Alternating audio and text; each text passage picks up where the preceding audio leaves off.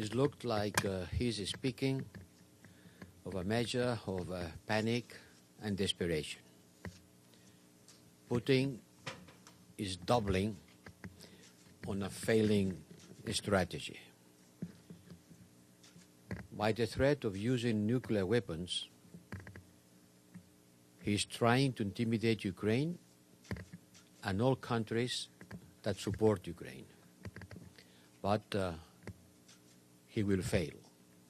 He has failed, and he will fail again.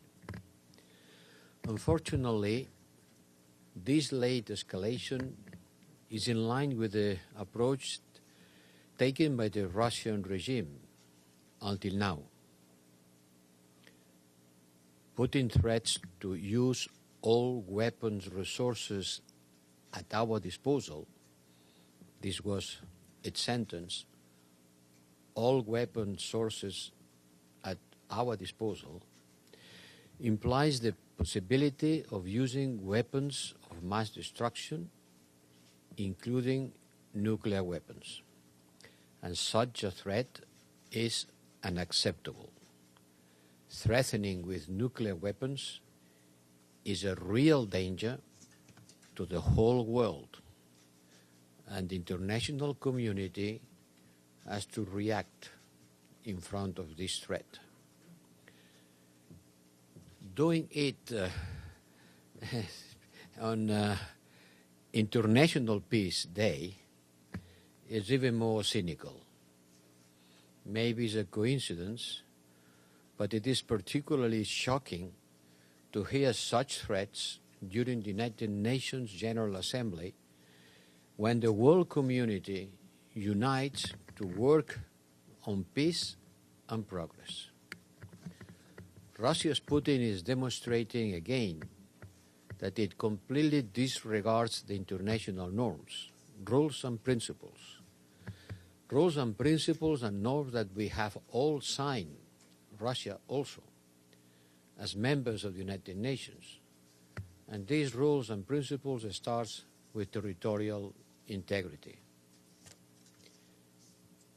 The intention to annex territories occupied by force since February 2022 and to hold a sham referenda will not change their legal status.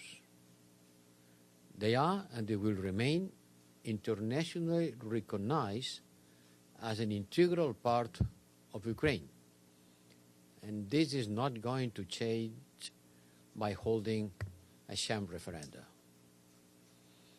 Now it's clear that Russia wants to destroy Ukraine by all means, violating international law and the United Nations Charter since the beginning.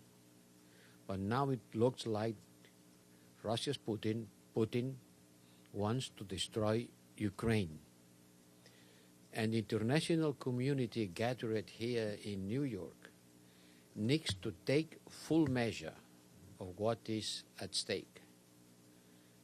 The Security Council will meet and discuss about Ukraine tomorrow in this new scenario.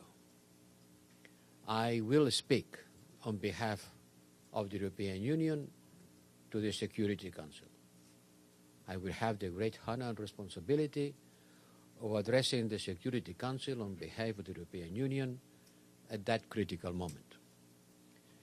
And tonight, immediately after knowing the words of Mr. Putin, I am convening an extraordinary and ad hoc informal meeting of the European Union Foreign Ministers with the purpose to agree on a common line. Nos dicen trabajando en condiciones de precariedad. El riesgo de una... You know, the nuclear power station of Zaporizhzhia is in a dire situation. The risk of a nuclear accident, let's call it accident, in Zaporizhzhia is very high. And not only very high because the bombs are falling on the immediate vicinity of a nuclear station. Can you imagine a nuclear station, the bigger nuclear station in Europe, being bomb around it. I said I was going to answer in Spanish. And I jumped to English. And I said that que el riesgo de un accidente nuclear, vamos a llamarle accidente, no es despreciable. La mayor central nuclear de Europa está siendo bombardeada en su perímetro inmediato. Y la Agencia Internacional de la Energía nos dice que está funcionando en unas condiciones... Mario Villar, de la agencia EFE. Aquí, señor Borrell. Si me permiten en español una pregunta. Que está dispuesto a utilizar todas las armas a su alcance, y cuando alguien dice